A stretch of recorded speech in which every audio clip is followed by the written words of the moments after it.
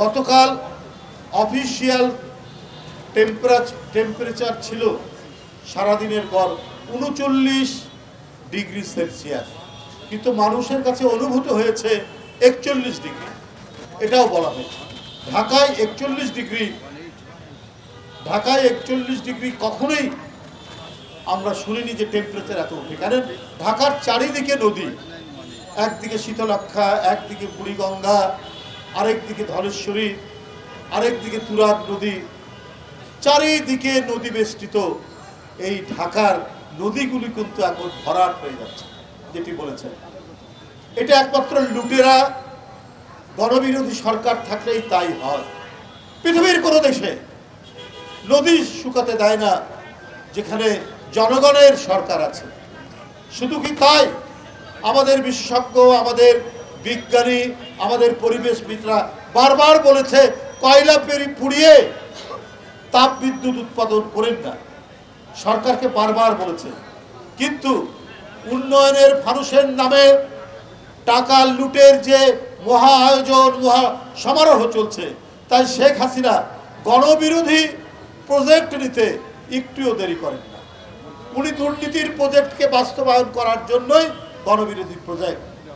আপনারা জানেন সমুদ্রের পারে পটুয়াখালীর কলাপাড়া কুয়াপাড়ায় তাপ বিদ্যুৎ কেন্দ্র করা হচ্ছে, এবং আমি ওখানে শুনেছি এই যে কলাপাড়া, কুয়াকাটা, আপনার গলাচিপা, বাউফল, মানে বরিশালের বৃহত্তর বরিশাল বিভাগের অধিকাংশ জেলাতে নারকেল গাছে আর নারকেল ধরে না।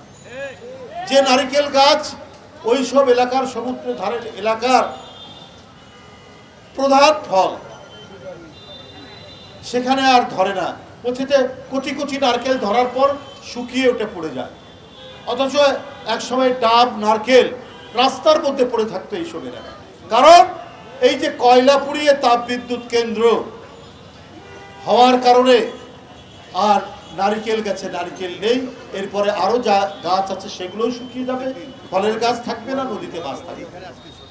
বারবার মানুষ বলেছে যে রামপাল বিদ্যুৎ কেন্দ্রে কয়লা পুড়িয়ে পড়েন না, কারণ আমাদের স্বাস্থ্য, আমাদের নিঃশ্বাস প্রশ্বাসের অক্সিজেন হচ্ছে আমাদের সুন্দরবন। আর সুন্দরবনের প্রাণী, বিশেষ করে রয়্যাল বেঙ্গল টাইগার পৃথিবীর সবচাইতে দামি প্রাণী।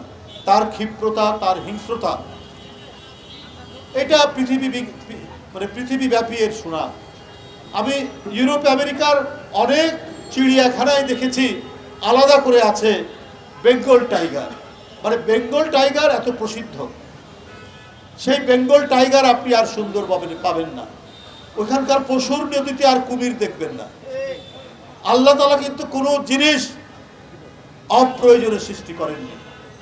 গাছ, মাছ, পানি, কুমির, বাঘ প্রত্যেকের সাথে ব্যালেন্স করছে, এবং এটার মধ্যে দিয়েই আমাদের যে নিঃশ্বাস প্রশ্বাস, আমাদের বেঁচে থাকা নির্ভর করছে। কিন্তু সরকার বাংলাদেশের মানুষকে তো রাখতে চায় না, উনি বাঁচতে দিতে চায় না।